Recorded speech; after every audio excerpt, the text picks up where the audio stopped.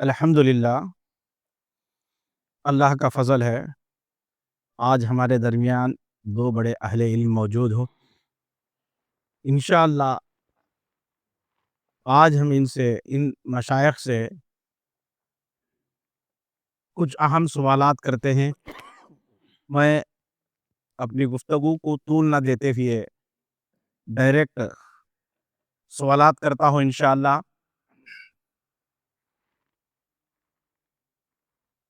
شیخ ابوالقاسم صاحب سے یہ سوال ہے،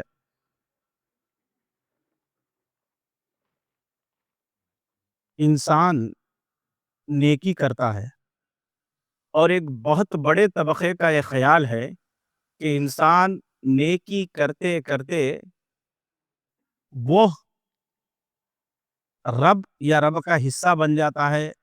نیکیوں کی وجہ سے انسان رب میں داخل ہو جاتا ہے، یا اللہ بن جاتا ہے، یا نعوذ باللہ یا اللہ کے کچھ تصرفات ان کے نیکیوں کی وجہ سے، ان کی بزرگیت کی وجہ سے کچھ تصرفات کا حق ان کو مل جاتا ہے۔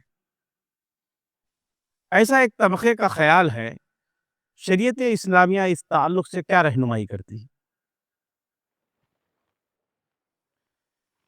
الحمد للہ رب العالمین والصلاة والسلام على نبینا محمد وعلى آلہ وصحبہ اجمعین، اما بعد فاعوذ باللہ السمیع العلیم من الشیطان الرجیم وما خلقت الجن والانس الا ليعبدون، وقال تعالی وما امروا الا ليعبدوا الله مخلصین له الدین حنفاء وَيُقِيمُ الصَّلَاةَ وَيُؤْتُ الزَّكَاةَ وَذَلِكَ دِينُ الْقَيِّمَةِ، وقال اللہ تعالی وَاعْبُدُوا اللَّهَ وَلَا تُشْرِكُوا بِهِ شَيْئًا۔ دینی اور اسلامی بھائیوں، اللہ رب العالمین کی حمد و ثنا اور پیارے نبی صلی اللہ علیہ وآلہ وسلم پر انگنت و بے شمار درود و سلام کے بعد، جو سوال آپ کے سامنے پیش کیا گیا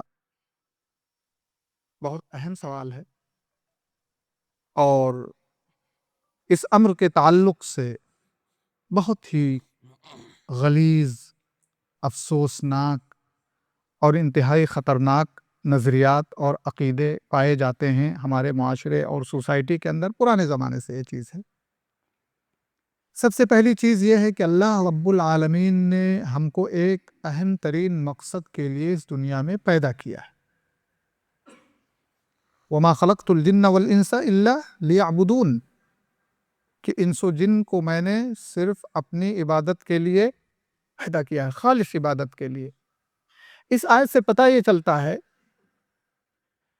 کہ خالق ہے اور مخلوق ہیں، اور خالق کا مخلوق کو پیدا کرنے کے تعلق سے عظیم مقصد ہے، جس کے لیے یہ انس و جن اللہ رب العالمین نے اس دنیا میں پیدا کیے۔ اس عظیم مقصد کا مذاق اڑاتے ہوئے ہمارے معاشرے کے اندر بہت سارے ایسے نظریات اور عقیدے پیدا ہوئے جنہوں نے اس اہم ترین مقصد کو، جو ہماری پیدائش کا مقصد ہے، کل عدم کر دیا۔ یعنی اب عبادت کی ضرورت نہیں، بلکہ اس قدر غلو کیا کہ اللہ کی پناہ ہے۔ اور وہاں سے ایک عقیدہ جو شاید آپ لوگوں نے بھی سنا ہوگا، وحدت الوجود۔ کچھ لوگوں کا نظریہ یہ ہے کہ اس دنیا میں جو بھی وجود ہے وہ اللہ ہی کا ہے، یعنی آپ ہیں، آپ بھی اللہ ہیں، میں ہوں، میں بھی اللہ۔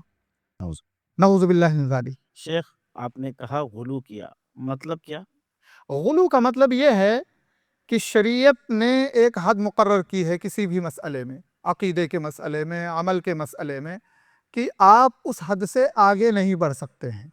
اگر آپ اس حد سے آگے بڑھیں گے تو پھر آپ جو ہے گمراہی در گمراہی پھنستے چلے جائیں گے۔ تو اس لیے جو ہے شریعت میں غلو سے ہم کو منع کیا گیا، یعنی ہم شریعت میں اپنے دین کے اندر عبادت کے معاملے میں، عقیدے کے معاملے میں اس حد سے آگے نہیں بڑھ سکتے ہیں جو حد ہماری شریعت نے، ہمارے رب نے ہمارے رب نے ہمارے لیے متعین کیا ہے۔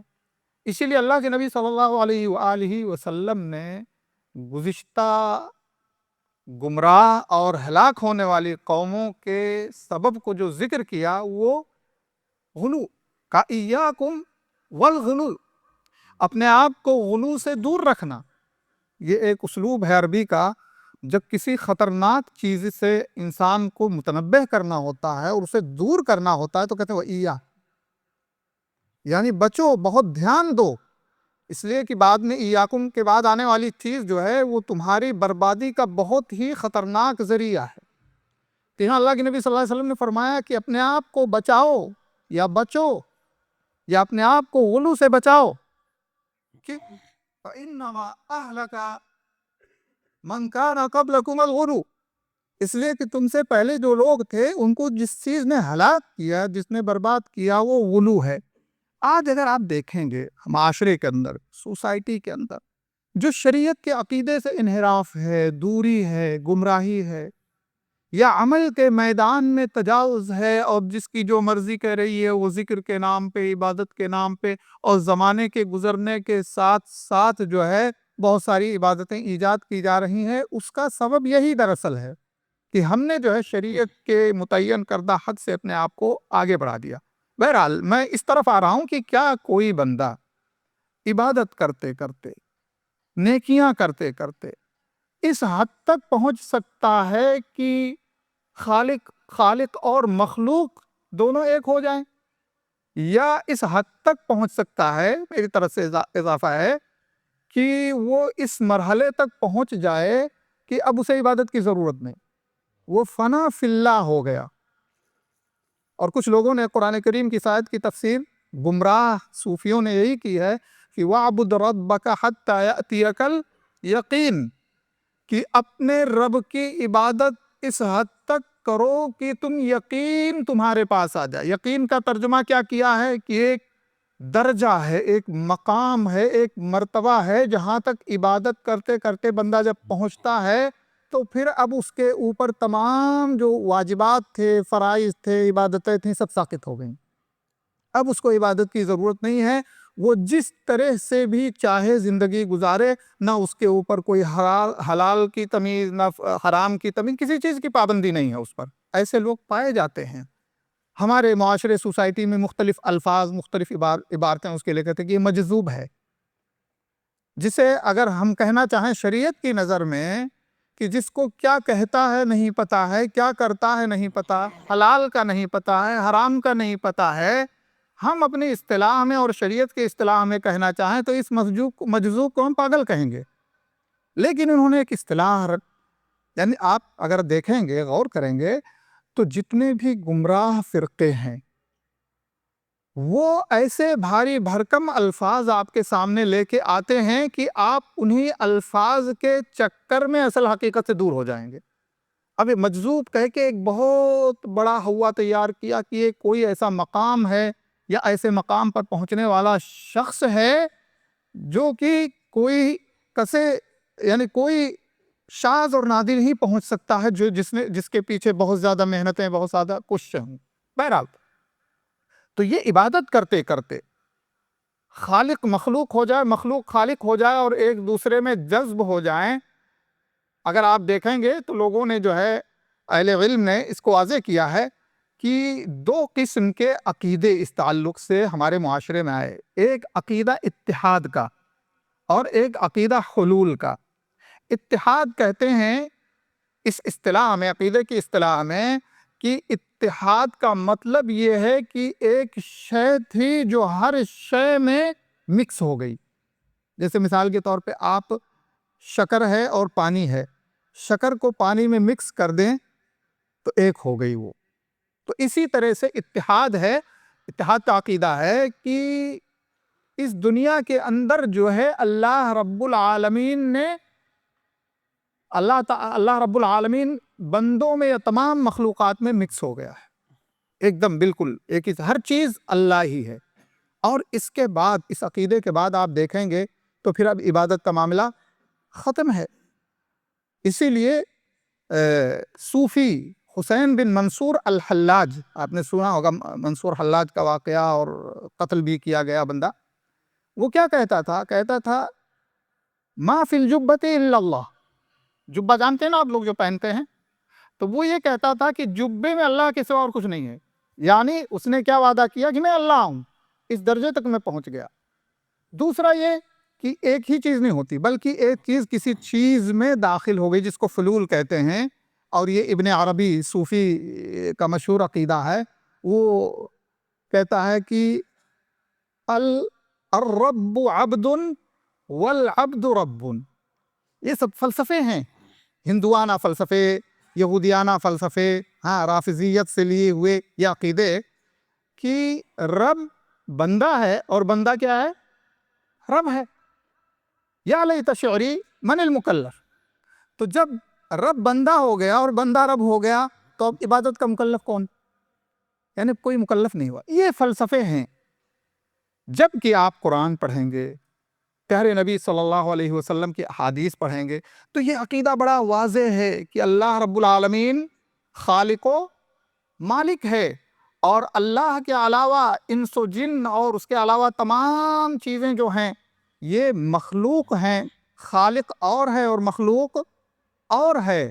اور ہم انس و جن کی خلقت کا مقصد کیا ہے؟ اللہ رب العالمین کی عبادت ہے. تو اس عقیدے نے عبادت سے انسان کو دور کر دیا، اور اللہ رب العالمین کا جو مقام تھا، جو شان تھی، جو عظمت تھی، کو اتنا برباد اور ملیہ میٹ کر دیا کہ اب اللہ کی گویا کوئی عظمت نہیں رہی. اس لیے کہ جب اللہ ہر چیز میں حلول کر گیا یا ہر چیز میں مکس ہو گیا کہ جو کچھ بھی ہم دیکھ رہے ہیں وہ اللہ ہی ہے، تو پھر معاملہ ختم ہے. پھر ہم جو اللہ رب العالمین کی تعظیم کرتے ہیں، اللہ رب العالمین کی حمد بیان کرتے ہیں، اللہ رب العالمین کی تکبیر کرتے ہیں، جس پر اللہ کے نبی صلی اللہ علیہ وسلم نے ایک عظیم اجر دینے کا وعدہ کیا ہے، اس کا کوئی مطلب اور کوئی فائدہ نہیں ہے. اس لیے بہت ہی باطل اور بہت ہی خطرناک، اور اس کے اثرات انتہائی خطرناک ہیں. اس لیے کہ اللہ جیسا جب کوئی ہے ہی نہیں تو آپ مثال کیسے اللہ کو سمجھ نہیں سکتے. آپ لا تدرکہ الابصار وہو یدرک الابصار، کہ اللہ رب العالمین کی حقیقتوں تک آپ پہنچ ہی نہیں سکتے ہیں. ہماری حیثیت ہی نہیں ہے، ہماری عقل ہی نہیں ہے اس لائق اس دنیا میں کہ ہم اللہ رب العالمین کے حقائق کو، جو حقیقتیں ہیں، ان کو جان سکیں. بلکہ اللہ رب العالمین نے ہم نے انبیاء اور رسول کے ذریعے، اور یا پھر اللہ رب العالمین کی اس دنیا میں جو نشانیاں ہیں اللہ رب العالمین کی معرفت کی، اللہ رب العالمین کی پہچان کی، اس کے ذریعے ہم نے پہچانا ہے. تو اس لیے اگر اسلام کا نظریہ اس تعلق سے، اس عقیدے کے تعلق سے دیکھیں تو اللہ رب العالمین نے فرمایا کہ لیس کمثلہ شیء، اللہ جیسی کوئی چیز ہے ہی نہیں. اب جب اللہ جیسی کوئی چیز ہے ہی نہیں تو یہ جتنے بھی فلسفے، حلول، اتحاد خالق مخلوق ہو گیا اور اس طرح کے، یہ تو سارے کے سارے باطل ٹھہرے. اور پھر آپ قرآن کریم میں آیتیں پڑھیں، یا ایھا الذین آمنوا اتقوا اللہ. تو جب اللہ ہی ہے، میں اللہ، آپ اللہ، تو پھر اللہ کس کو حکم دے رہا ہے؟ اللہ کسی کو نہیں حکم دے رہا. اور پھر جب یہ عقیدہ کہ عابد اور معبود دونوں ایک ہی ہیں، خالق اور مخلوق دونوں ایک ہی ہیں، تو پھر ہم یہ جو تاریخ پڑھتے ہیں اللہ کے نبی صلی اللہ علیہ وسلم کی نبوت کی، اور جبریل امین وحی لے کر کے آ رہے ہیں اور اللہ کے نبی کو وحی کر رہے ہیں، پھر اللہ کے نبی صلی اللہ علیہ وسلم اپنے درمیان کے لوگوں کو بتا رہے ہیں، اس کا تو کوئی مقصد ہوا نہیں. جب اللہ ہی ہے تو پھر وہ وحی کون لا رہا ہے؟ یعنی اللہ ہی اللہ کے پاس وحی لے کے آ رہا ہے. تو انتہائی باطل اور انتہائی برا عقیدہ ہے. اللہ رب العالمین نے قرآن کریم میں اپنا تعارف معبود کے طور پر کیا ہے، خالق کے طور پر کیا ہے، مالک کے طور پر کیا ہے. اللہ رب العالمین نے اپنا تعارف ہر قسم کے نفع اور نقصان جس کے ہاتھ میں، اس کے طور پر کیا ہے. اس لیے اگر ہم اللہ کو صحیح طور پہ سمجھنا چاہتے ہیں، اس کی معرفت حاصل کرنا چاہتے ہیں، تو ہمیں قرآن بہت غور سے سلف صالحین کے سمجھ کے مطابق سمجھنا پڑے گا. اس کی تفسیر ہم اپنی مرضی سے اس طور پہ اس کی تفسیر نہیں سمجھیں گے کہ ہم خواب میں لیٹے ہوئے تھے تو ہمارے سامنے جو ہے کشف ہو گیا. نیند میں اس کی تفسیر ہمیں یہ بتائی گئی. خوابوں سے کوئی چیز ثابت نہیں کر سکتے ہیں، نہ کوئی عقیدہ. اگر ہم خواب میں کوئی چیز دیکھتے بھی ہیں اور پھر اس کو جاننا چاہتے ہیں صحیح ہے یا غلط ہے، تو ہمارے سامنے قرآن اور حدیث موجود ہے اور اہل علم کی تفسیر اور توضیح موجود ہے۔ اگر مطابقت ہے تو خوشی کی بات ہے، لیکن اس پر کوئی چیز قائم نہیں ہو سکتی، کوئی امر جو ہے اس پر ڈیپینڈ نہیں کر سکتا ہے۔ تو اس لیے میرے بھائیوں، یہ جو عقیدہ ہے انتہائی خطرناک ہے کہ خالق مخلوق ہو گیا، اپنی عبادت اپنی ریاضت کے طور پہ یا مجذوب ہو گیا۔ اللہ رب العالمین اپنی ذات کے ساتھ عرش پر مستوی ہے، یہ قرآن کریم نے بہت واضح طور پر کہا ہے، اور اللہ کے نبی صلی اللہ علیہ وسلم کی احادیث میں بھی بہت واضح طور پر یہ چیز پائی جاتی ہے۔ اس لیے ہمیں اپنے آپ کو اس طرح کے عقائد سے بچانا ضروری ہے، ورنہ اگر یہ ہمارا عقیدہ اس طرح کا رہا تو پھر ہماری عبادت کا کوئی مطلب نہیں نکلا۔ گویا ہم ہی رب ہیں اور ہم ہی اپنی عبادت کر رہے ہیں، ہم ہی رب ہیں اور ہم ہی اپنے آپ کو حکم دے رہے ہیں، ہم ہی رب ہیں اور ہم ہی گناہ سے بچ رہے ہیں۔ یہ عجیب و غریب فلسفہ ہے جو انہی گمراہ لوگوں کے سمجھ میں آتا ہے۔ باقی ایک سمجھدار عقل مند جو واقعی اللہ نے جو اس کو صحیح عقل دی ہے اس عقل کے مطابق سمجھے تو یہ سارے کے سارے فلسفے ہیں، گمراہی ہیں، جنون ہیں، ان کا اسلام سے کوئی تعلق اور ربط و ضبط نہیں ہے۔ جزاکم اللہ خیرہ۔ الحمدللہ شیخ، اب یہ بات تو سمجھ میں آ گئی ہے الحمدللہ کہ خالق خالق ہے اور مخلوق خالق کا حصہ نہیں ہو سکتے ہیں۔ تو اب جو بزرگان دین ہیں، اولیاء اکرام ہیں، بڑے بڑے لوگ جو ہیں، ان کا بھی تو کوئی ایک مقام ہونا چاہیے، یعنی ہم ان کی قبروں پر جائیں، ان کی زیارت کریں، یا ان سے جو ہے فائدہ اٹھائے، یا وہ ہمارے کل کے دن سفارشی بن سکے۔ اس کے معاملے میں اس مسئلے میں شریعت اسلامیہ کیا کہتی ہے؟ جی جی جی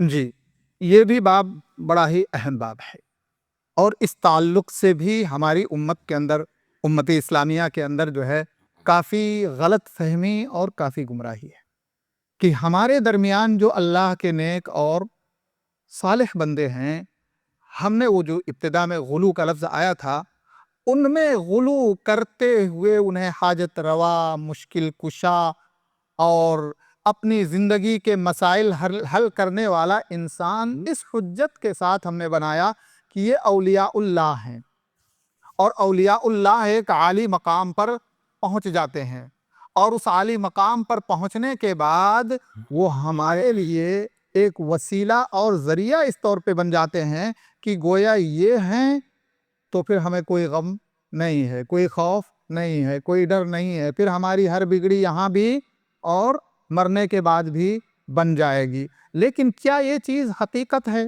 کیا یہ چیز سچ ہے؟ آپ لوگوں سے پوچھتا ہوں، یہ چیز سچ ہے؟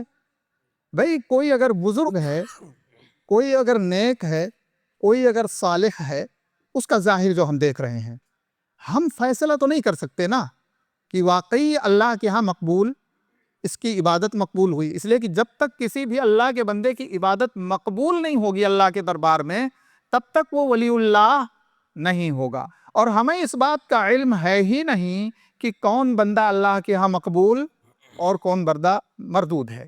جیسے مثال کے طور پہ ہم نے نماز عشاء ادا کی، ٹھیک ہے، کیا ہم میں سے کوئی شخص کہہ سکتا ہے کہ اللہ رب العالمین نے ہمارے نامہ اعمال میں قبول کرتے ہوئے اس عبادت کو ریکارڈ کر لیا؟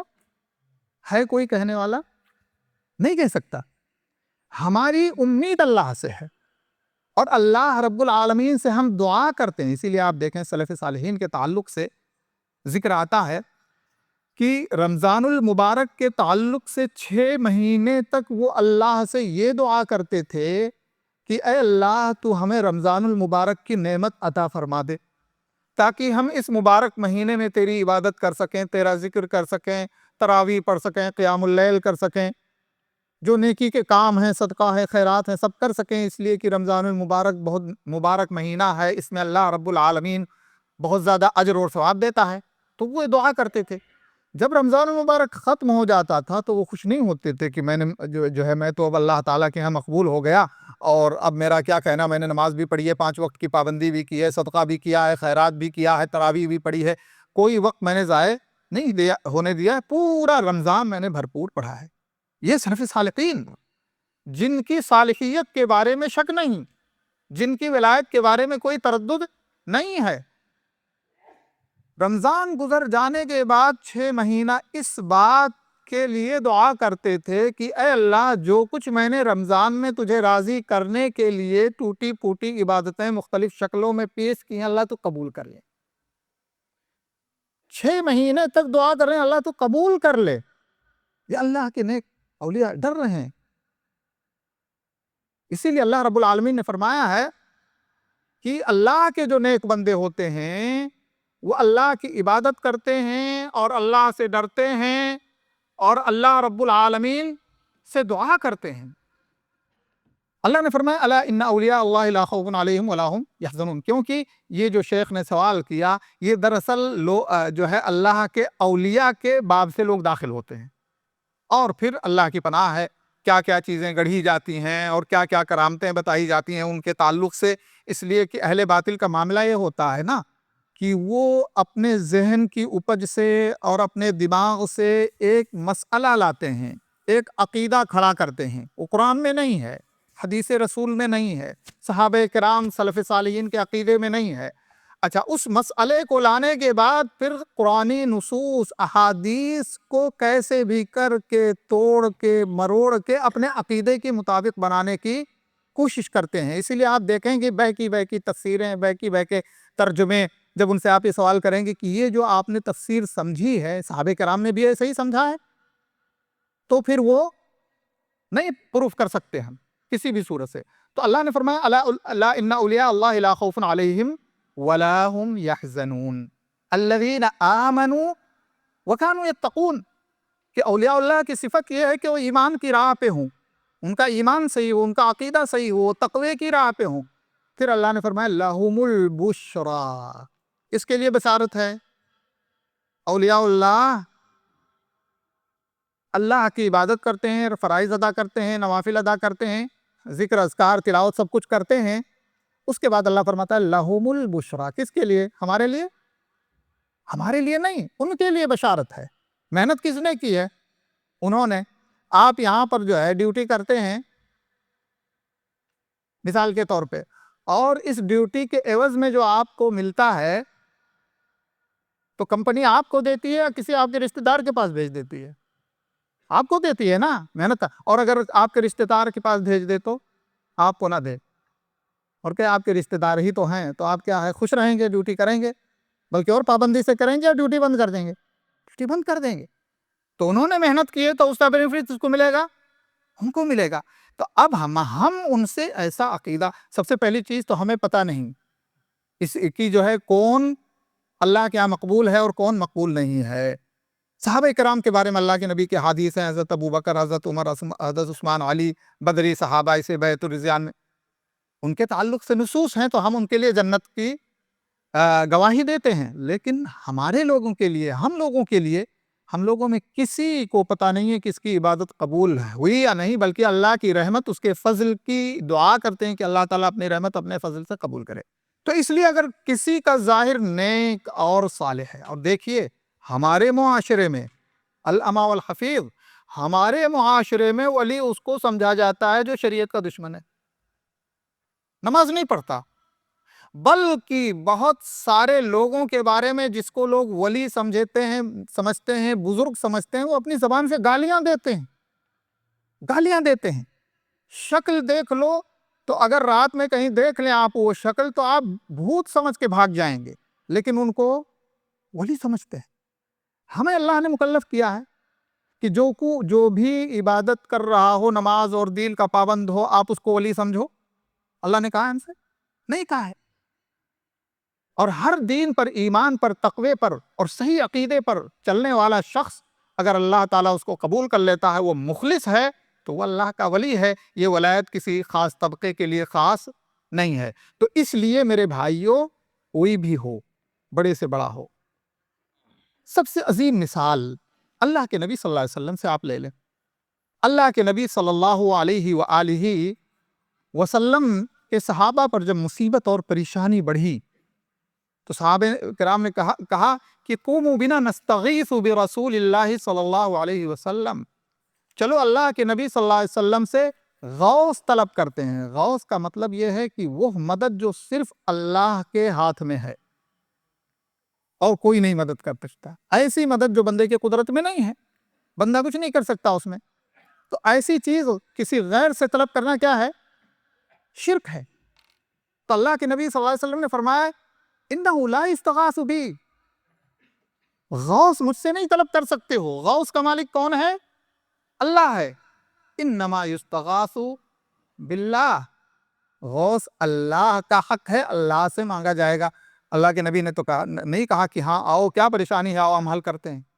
اور خود اللہ کے نبی صلی اللہ علیہ وسلم اپنے لیے دیکھیں, اگر آپ کے ہاتھ میں کچھ ہے تب تو دیں گے دوسرے کو, اور آپ کا ہاتھ خالی ہے تو کیا کریں گے؟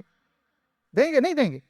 اللہ نے اپنے نبی اکرم صلی اللہ علیہ وسلم سے فرمایا قُلْ لَا أَمْلِكُ لِنَفْسِي ضَرًّا وَلَا نَفْعًا إِلَّا مَا شَاءَ اللَّهُ, اللہ کے علاوہ میں خود اپنے لیے کسی نفع اور نقصان کا مالک نہیں ہوں. یہ ہے اللہ کے نبی صلی اللہ علیہ وسلم؟ نہیں ہے. اللہ جو دے گا, اللہ جو کرے گا, اتنا ہی اللہ کے نبی صلی اللہ علیہ وآلہ وسلم کو بھی ملنے والا ہے اور ملا. تو اگر اللہ کے نبی صلی اللہ علیہ وسلم کا یہ حال ہے تو پھر اللہ کے نبی کے بعد کون ایسے مقام پر پہنچ سکتا ہے کہ وہ کیا ہے؟ مختار کل ہے, حاجت روا ہے, مشکل کشا ہے, اور ہمارے مسائل کا حل اس کے ہاتھ میں ہے. ہاں, بشری اور انسانی تقاضے کے مطابق اللہ نے جو ہمیں صلاحیت دی ہے اسے ہم ایک دوسرے کا تعاون کرتے ہیں, ایک دوسرے کی مدد کرتے ہیں. لیکن غیر بشری جو اللہ کی ربوبیت, اس کی الوہیت کے ساتھ خاص ہے, اس کے اسماء و صفات کے ساتھ خاص ہے, اس میں اگر ہم یہ کہتے کہ اللہ کا ولی ہے اس لیے اس کے اندر یہ خاص صفت آ گئی ہے, تو یہ سراسر شرکیہ عقیدہ ہے, یہ باطل عقیدہ ہے, گمراہ عقیدہ ہے. اس لیے ہمیں بزرگوں اور ولیوں کے چکر میں پڑ کر کے اپنے عقیدے کو برباد نہیں کرنا چاہیے, بلکہ اللہ رب العالمین کے ساتھ اپنی امیدیں اس امید کے ساتھ جوڑنی چاہیے کہ اللہ رب العالمین کے ہاں ہر چیز کا حل ہے, ہر مشکل کشائی ہر چیز کے اللہ کے ہاں ہے, ہر نفع نقصان کا مالک اللہ رب العالمین ہے. اور یہ توحید کا تقاضا ہے, ہم موحد بن ہی نہیں سکتے ہیں. جزاکم اللہ خیرہ. الحمدللہ. آئیے اب ہم دکتور صاحب سے ایک سوال لیتے ہیں. شیخ, آج کے دور میں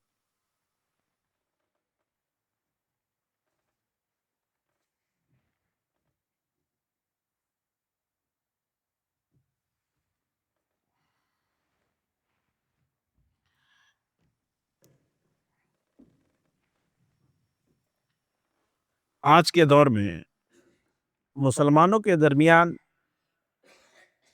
ایک فضا عام ہوتے جا رہی ہے کہ birth day, marriage day, Valentines day اور نہ جانے اس نوعیت کے کتنے ایسے ایام ہیں جو روز بروز بڑھتے جا رہے ہیں. اس نام سے کوئی نہ کوئی عید, کوئی نہ کوئی تقریب منائی جا رہی ہے.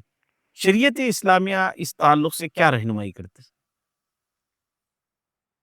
بسم اللہ الرحمن الرحیم.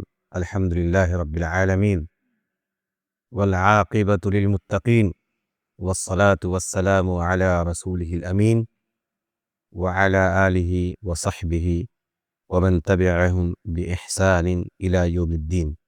اما بعد, اللہ رب العالمین کا بہت شکر و احسان ہے کہ اللہ رب العالمین نے اس مسجد کے اندر معتبر علماء کرام کے زیر نگرانی دین اسلام کی فضا قائم کرنے کی توفیق بخشی ہے. اس کے اوپر جتنا بھی اللہ رب العالمین کا شکریہ ادا کیا جائے بہت ہی کم ہے. میرے ساتھیو, یقیناً دین اسلام کو حاصل کرنا دنیا حاصل کرنے سے زیادہ بہتر اور افضل اور زیادہ اہم ہے. رب کریم کا شکریہ ادا کیجئے کہ یہاں جو دین کی بات ہو رہی ہے اس میں آپ لوگ شامل ہوئے ہیں. یہ محض اللہ رب العالمین کی توفیق ہے. یہاں آپ بیٹھے ہیں اور آپ کا یہاں پر بیٹھنا معمولی نہیں ہے, بلکہ اللہ رب العالمین اپنے فضل و کرم سے یہاں جتنے لوگ بیٹھے ہوئے ہیں سبھوں کی حفاظت اور رحمت کے لیے فرشتوں کو آپ رکھا ہے. گویا کہ فرشتوں کی زیر نگرانی اور اللہ رب العالمین کی رحمتوں میں ہم بیٹھے ہوئے ہیں. یہاں پر بیٹھنا سب سے پہلی بات یہ ہے کہ نیت کو خالص کر لیجئے. اس میں اللہ رب العالمین کی بڑی خوشنودی ہے اور یہ توفیق ہے. لہٰذا جہاں کہیں بھی جب بھی اس طرح کی مجلس رچائی جائے تو آپ لوگ ضرور ضرور اپنے دین کی اصلاح اور سیکھنے کے غرض سے اللہ رب العالمین کی خوشنودی کے لیے یہاں تشریف لائیے. پہلی بات تو یہ ہے. سمجھیے آپ بڑی خوش نصیبی رکھتے ہیں, بہت بڑے خوش نصیب ہے آپ کہ یہاں اللہ کے توفیق سے بیٹھے ہوئے ہیں.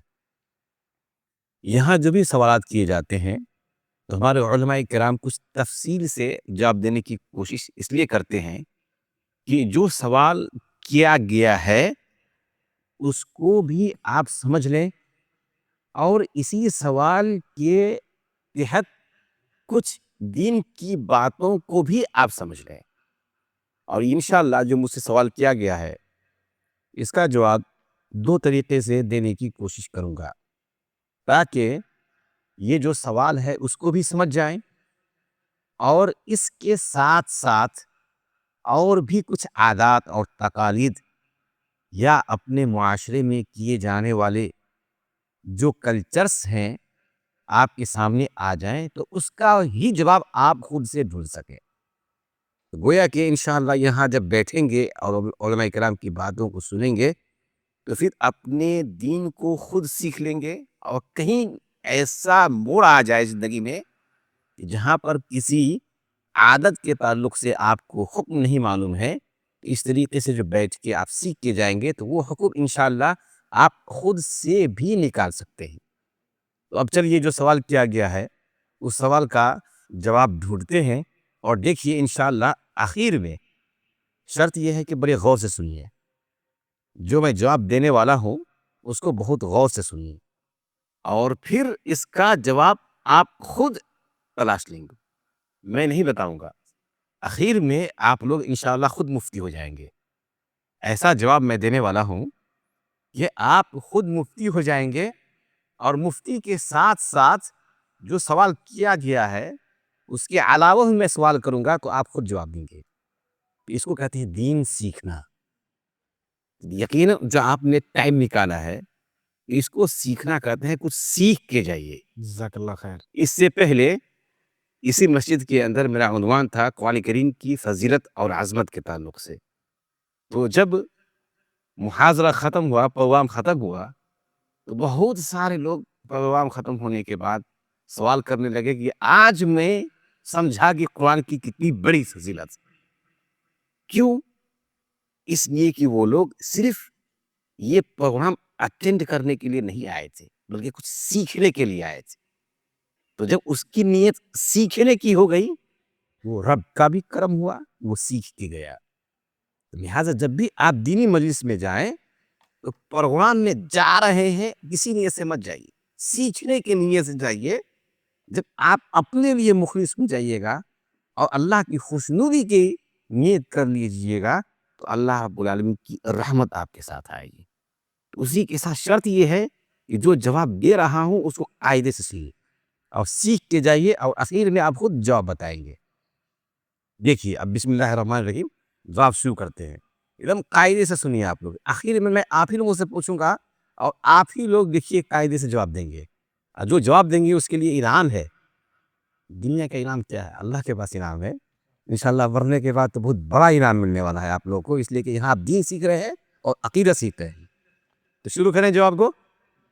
سب سن ہے قاعدے سے, ذہن بالکل فری ہے. الحمدللہ. اب چلیے شروع کرتے ہیں. اللہ رب العالمین نے انسانوں کو پیدا کیا اور پیدا کر دینے کے بعد اللہ رب العالمین نے انسانوں کو یوں ہی بیکار نہیں چھوڑا بلکہ انسانوں کو اپنی زندگی گزارنے کے لیے اللہ رب العالمین نے ان کو ایک آئیڈیل بھیجا.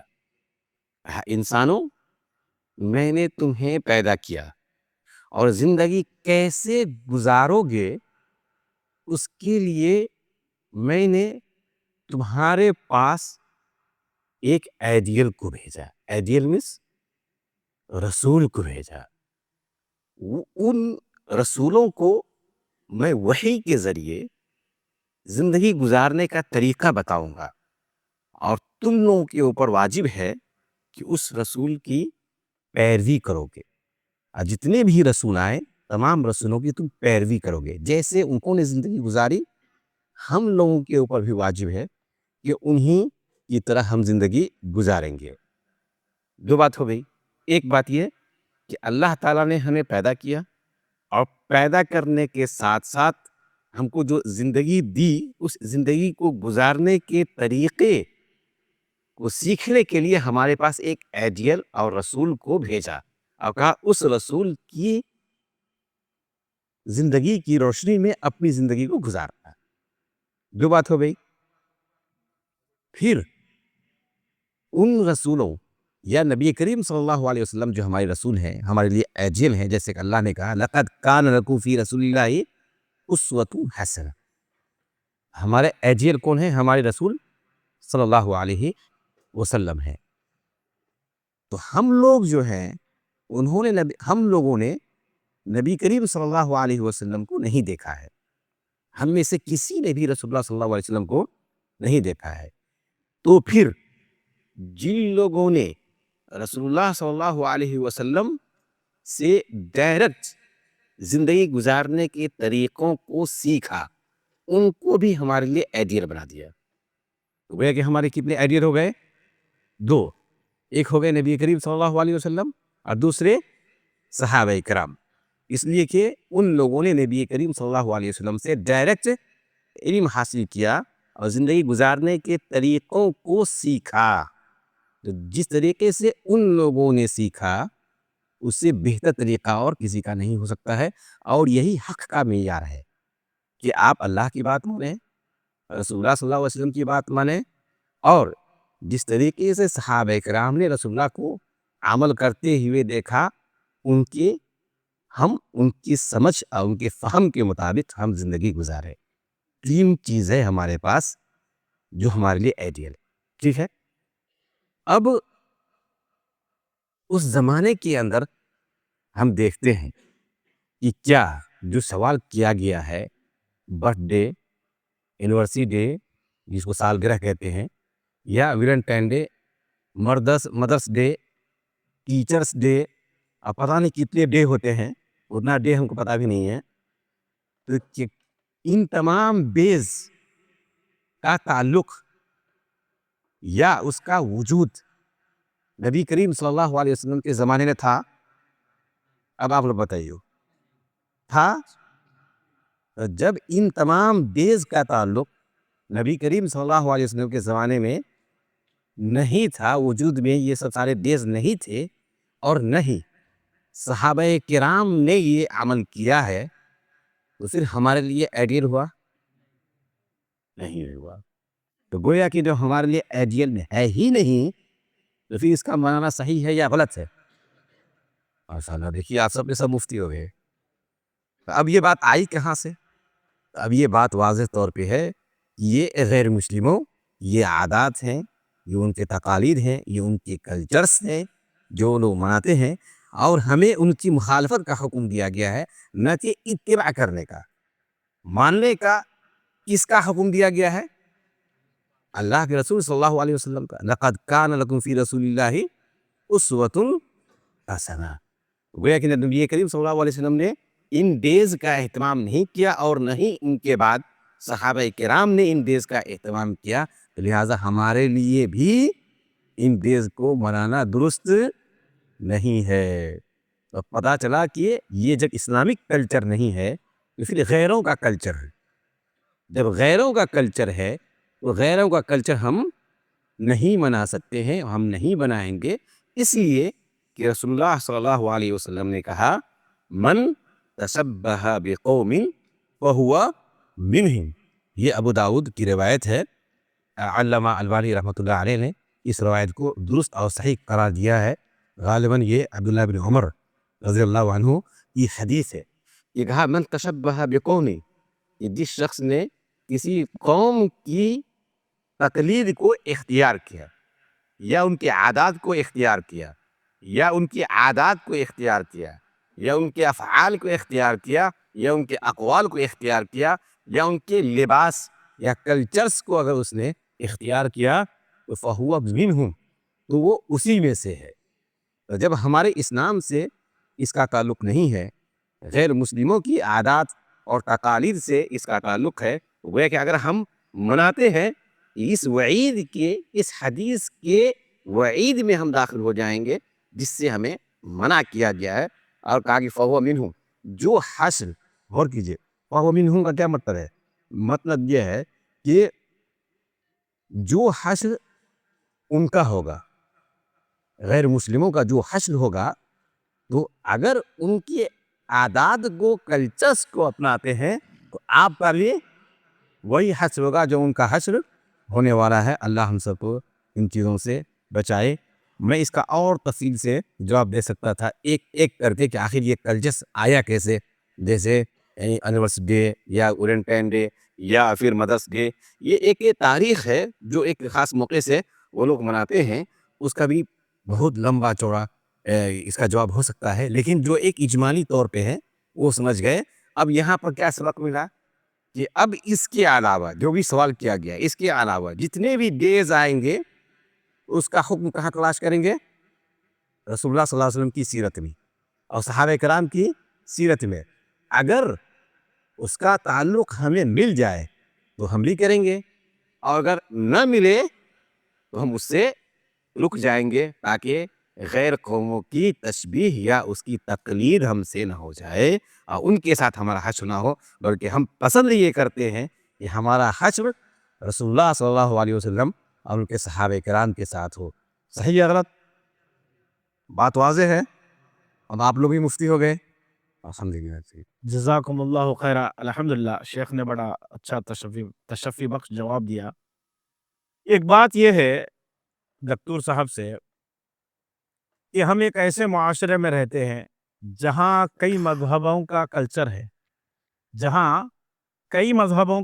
ہے، ایسے میں بچے ہیں ہمارے دیگر مذاہب کے رسم و رواج میں شامل ہوتے ہیں، جیسے دیوالی میں پٹاخوں کا جلا لینا، یا اسی طریقے سے ایسے بہت سارے عیدیں آتی ہے اس میں کچھ چیزیں منوا لینا، یا پھر جو ہے اس موقع سے ان لوگوں کو مبارکبادی پیش کرنا، یا اس موقع پر ان کی بھیجے ہوئے کچھ غذائیں ہم کھا لینا۔ اس طرح کا ہمارا ماحول ہے، ہمارا کلچر ہے۔ ایسے وقت میں شریعت اسلامیہ کہاں تک ہمیں گنجائش دیتی ہے؟ شیخ صاحب کا سوال بالکل واضح ہے، اور تقریباً میں سمجھتا ہوں کہ جو پہلا سوال تھا، اور پہلا سوال کے اندر جو ہم لوگوں نے بنیادی چیزوں کو سیکھا، ان بنیادی چیزوں کو سیکھنے کے بعد میں سمجھتا ہوں کہ 80% جواب آپ لوگوں کو مل چکا ہے۔ 80% جواب آپ لوگوں کو مل چکا ہے۔ اب اس کا جواب آپ خود بھی بتا سکتے ہیں کہ جو عادات یا تقالید، چاہے وہ دینی طور پہ ہو یا پھر ان کے خاص کلچرز ہوں، اگر ہمارے یہاں منایا جاتا ہے تو ہم لوگ اس سے دور رہیں گے تاکہ ہم وعید میں نہ آئیں، من تشبہ بقوم فہو منہم، یہ حشر زمرے میں ہم لوگ نہ آئیں۔ ٹھیک ہے؟ اب یہاں پر ایک اور مزید 2 بات کہنے والا ہوں۔ ان 2 باتوں کو اگر آپ نے سیکھ لیا تو بہت سارے پرابلمس آپ کے دور ہو جائیں گے۔ ماشاءاللہ آپ لوگ یہاں دین سیکھنے کے لیے آئے، سیکھ کے جائیے۔ آپ کے بہت سارے پرابلمس یا جو مشکل ہے وہ دور ہو جائیں گے۔ دیکھیے اسلام کا جو حکم ہے وہ واضح ہے۔ کیا واضح ہے؟ کہ جو ہمارا دین ہے ہمارا دین ہے، ہم اس دین سے کمپرومائز نہیں کر سکتے، اور اس دین کی جو سب سے بڑی خوبصورتی ہے وہ عقیدہ ہے، توحید ہے۔ اللہ رب العالمین نے اسی توحید کے لیے اللہ نے ہم کو پیدا کیا ہے۔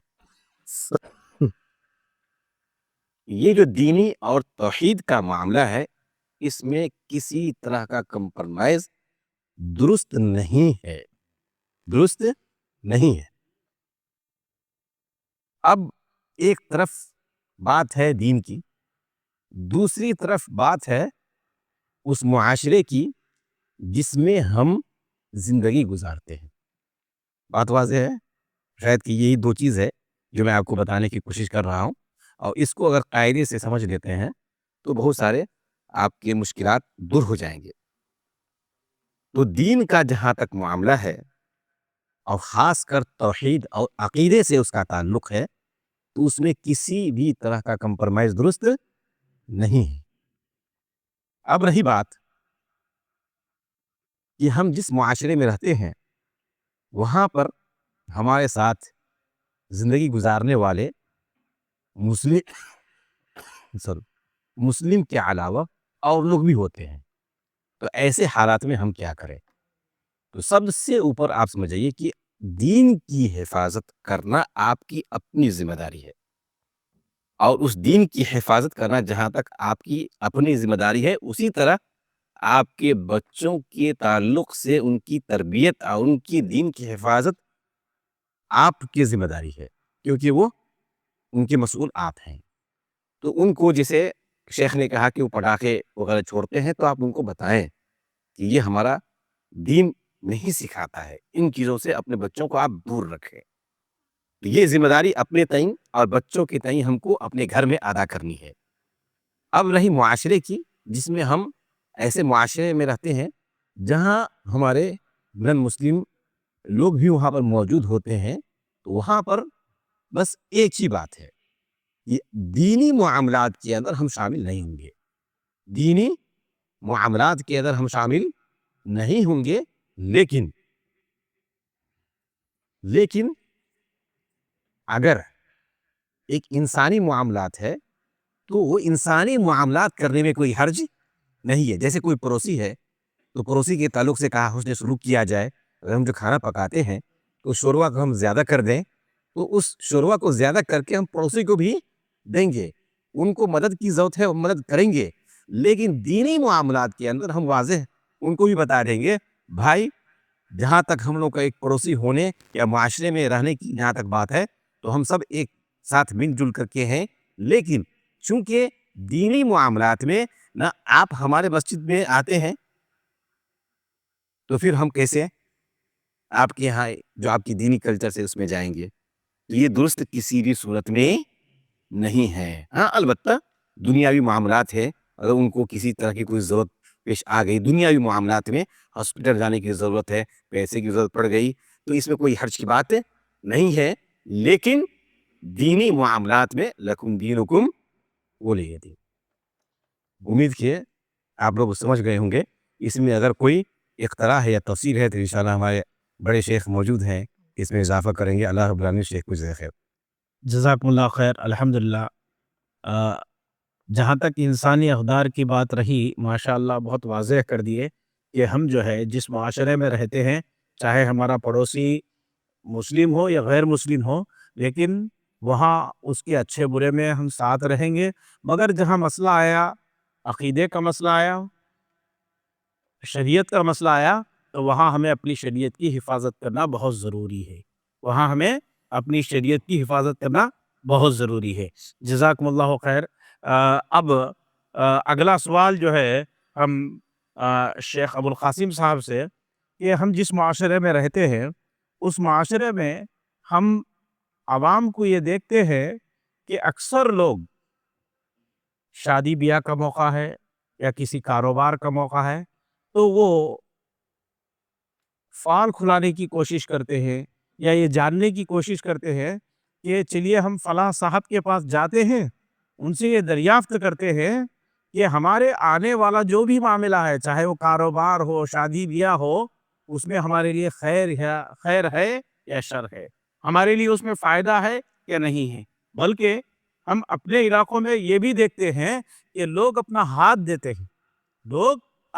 دیتے ہیں، ہاتھ دے کر یہ کہتے ہیں کہ ہمارے ہاتھ کی لکیریں دیکھ کر آپ بتائیں کہ ہمارا مستقبل کیا ہے، ہمارا فیوچر کیا ہے، کیا ہمارے لیے آگے چل کر بڑے بڑے کاروبار، دولت، دھن یا شادی کے متعلق ایسے بے شمار چیزیں ہم جو ہے کسی انسان سے دریافت کرنے کی کوشش کرتے ہیں۔ تو شریعت اسلامیہ اس کے معاملے اس مسئلے میں ہماری کیا رہنمائی کرتی ہے، ہم شیخ سے دریافت کرتے ہیں۔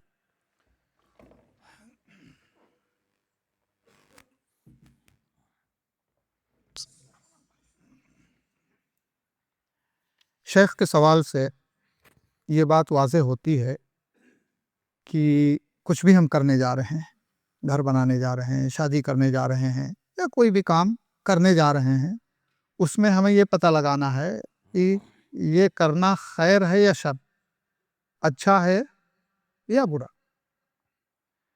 اب یہ چیز ہماری نظروں سے اوجھل ہے، پوشیدہ ہے، مخفی ہے، کچھ نہیں پتا ہے خیر ہے یا شر ہے۔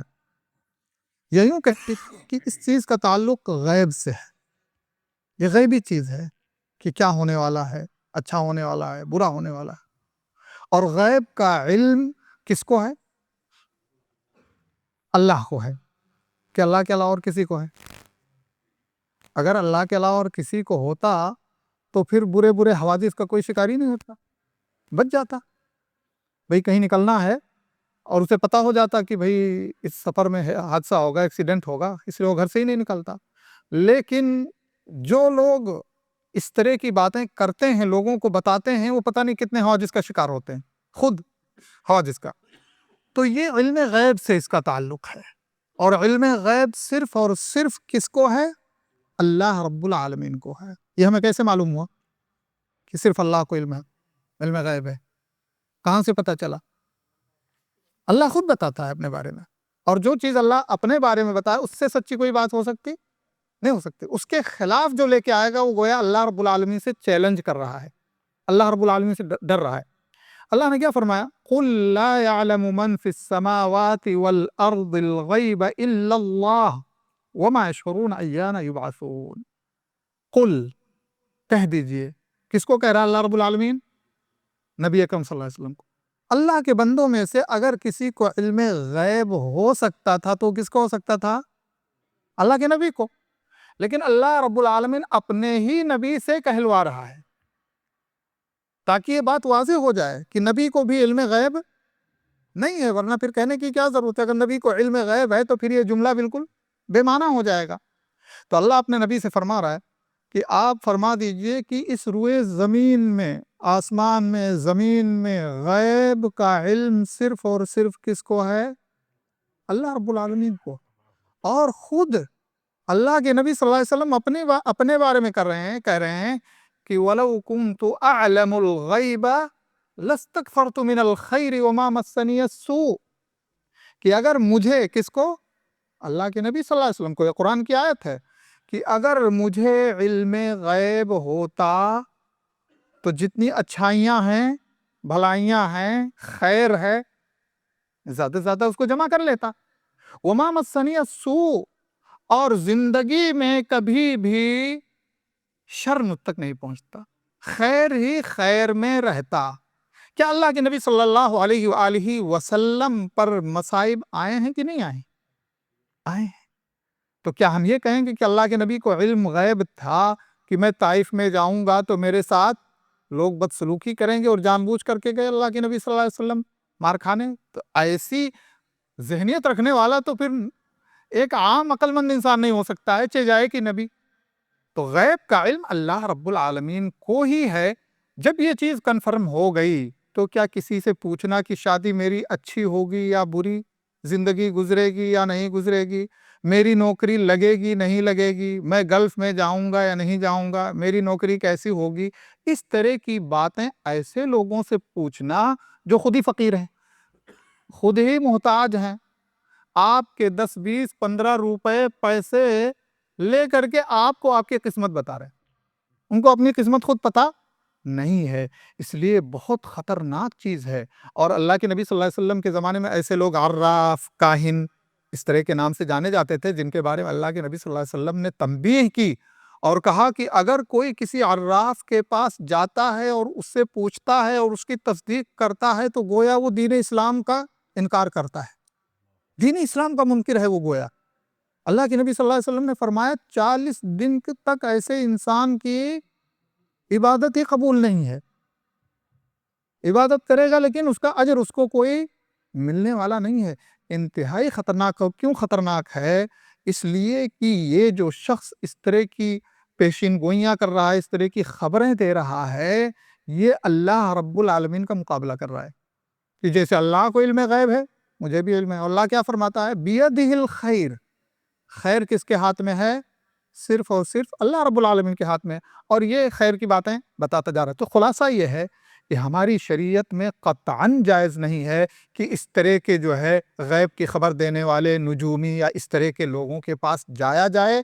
جانا ہی خطرناک ہے، اگرچہ آپ اس کو نہ بھی مانیں تب بھی ہم کو منع کیا گیا ہے، اور ہمیں نہیں جانا چاہیے قطعاً، اور نہ ہی اس طرح کا کام کرنا چاہیے، ورنہ وہ تو پیسہ لے کر کے رفو چکر ہو جائے گا، ہم نے اپنا ایمان بیچ دیا۔ اللہ تعالیٰ ہماری حفاظت فرمائے، معاشرے کی حفاظت فرمائے۔ آمین، جزاک اللہ خیر۔ دیکھیے کہ بڑے اختصار کے ساتھ میں دکتور صاحب سے ایک سوال چاہوں گا، کیونکہ کافی سوالات کی لسٹ ہے دکتور صاحب سے۔ یہ ہے کہ ایک عقیدہ عام ہے کہ اللہ تعالیٰ ہر جگہ موجود ہے، اور اللہ تعالیٰ حلول کرتا ہے ہر چیز کے اندر۔ یہ ایک عقیدہ ہمارے سماج میں بہت تیزی کے ساتھ پھیلتا جا رہا ہے، اور لوگ اس پر جو ہے اپنا عقیدہ رکھے ہوئے ہیں۔ تو اس تعلق سے شیخ رہنمائی فرمائیں۔ بسم اللہ الرحمن الرحیم۔ یہ واقعی بہت اہم سوال ہے، اور یہ ہر مسلمان کو اس کا جواب پتہ ہونا چاہیے۔ اپنے خالق کے بارے میں ہی ہمیں اگر جانکاری نہیں ہے تو ہمارے پاس سمجھیے دین کا کچھ علم نہیں۔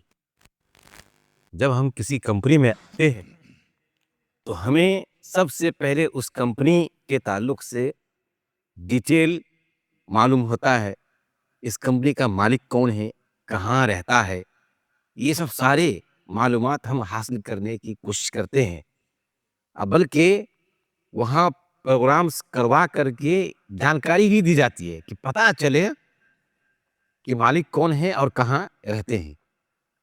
تو اب غور کیجئے کہ جس نے ہم کو پیدا کیا، جس نے ہمیں پیدا کیا، زندگی عطا کی، روزی دے رہا ہے، ماں باپ جیسے عظیم دولت سے نوازا، پیسہ دیا، صحت دیا، تو اس کے بارے میں جانکاری حاصل کرنا ہمارے لیے کتنا اہم ہے، اس چیز کو سمجھنے کی ہم کوشش کریں، اور ہمیں صحیح طریقے سے ہمیں جانکاری اس کے تعلق سے لینا ہے۔ بھلا یہ بتائیے کہ جس کمپنی میں آپ رہتے ہیں، اس کمپنی کا مالک ہی آپ کو کہے آ کر کے کہ میں جہرا کے فلاں بلاک میں رہتا ہوں، تو اس سے بڑی جانکاری اور کوئی دوسرا دے سکتا ہے؟ اس کے پاس آپ کے جتنے بھی ایچ آر ہیں، مینیجر ہیں، جتنا کچھ آپ کو کہے کہ نہیں جو اس کمپنی کا مالک ہے وہ فاحل میں رہتا ہے، آپ مانیں گے؟ آپ مانیں گے کوئی شخص؟ کیونکہ پروگرام کے اندر اس کمپنی کے مالک نے خود آپ کو بتا دیا کہ میں جہرا کے اندر رہتا ہوں۔ اب اس کے بعد ایچ آر، مینیجر جتنا بھی آپ کو کہے سب کو جھوٹا ہی سمجھیں گے آپ، صحیح ہے غلط؟ سیم اسی طریقے سے اللہ کے بارے میں عقیدہ رکھنا یہ ہر مسلمان کے اوپر واجب ہے۔ تو اب آئیے دیکھتے ہیں کہ اس شیخ نے جو سوال کیا کہ اللہ تعالیٰ ہر جگہ ہے، یہ جو عقیدہ رکھا جاتا ہے اس کے تعلق سے اسلام کی رہنمائی کیا ہے۔ تو اللہ تعالیٰ کہاں ہے، اس سے پہلے سوال بنتا ہے اللہ تعالیٰ کہاں ہے؟ تو پہلے اس سوال کا جواب ڈھونڈتے ہیں۔ اگر اس سوال کا جواب ہم ڈھونڈ لیں گے، معلوم کر لیں گے، تو ہمیں پھر کیا کہنا چاہیے اور کیا نہیں کہنا چاہیے ہم خود سے ڈیسائیڈ کر لیں گے، صحیح ہے غلط؟ تو آئیے سوال یہ ہے کہ اللہ تعالیٰ کہاں ہے، ٹھیک؟ اب اس کا جواب ہم قرآن کریم میں ڈھونڈتے ہیں کہ اس کا جواب کیا ہے۔ تو قرآن کریم میں اللہ رب العالمین نے 7 جگہ پر، 1 2 3 نہیں، مکمل 7 جگہ پر اللہ رب العالمین نے کہا الرحمن علی العرش استوى، رحمان وہ ہے جو عرش پر مستوی ہے۔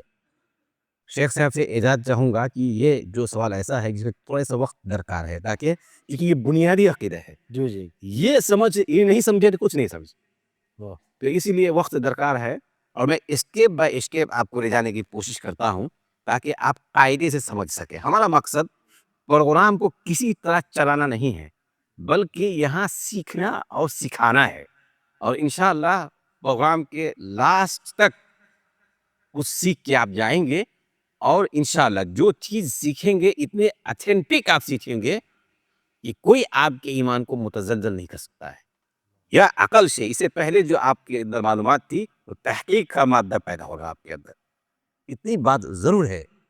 تو آئیے، اللہ رب العالمین نے خود اپنے بارے میں قرآن کریم کے اندر کہہ دیا کہ الرحمن علی العرش استوی، پوری 7 جگہ پہ رحمان وہ ہے جو عرش پر مستوی ہے، اللہ نے خود بتایا اس چیز کو۔ اب اللہ کے بعد کوئی بھی ہم کو دیگر دوسری جانکاری دینا چاہے تو ہم مانیں گے؟ اب آئیے اس کی مزید دلیل سے ہم سمجھنے کی کوشش کرتے ہیں۔ پہلی بات تو یہ ہے کہ اللہ نے اپنے بارے میں خود کہا کہ رحمان وہ ہے جو عرش پر مستوی ہے، اسی چیز کو عملی تطبیق سے سمجھیے۔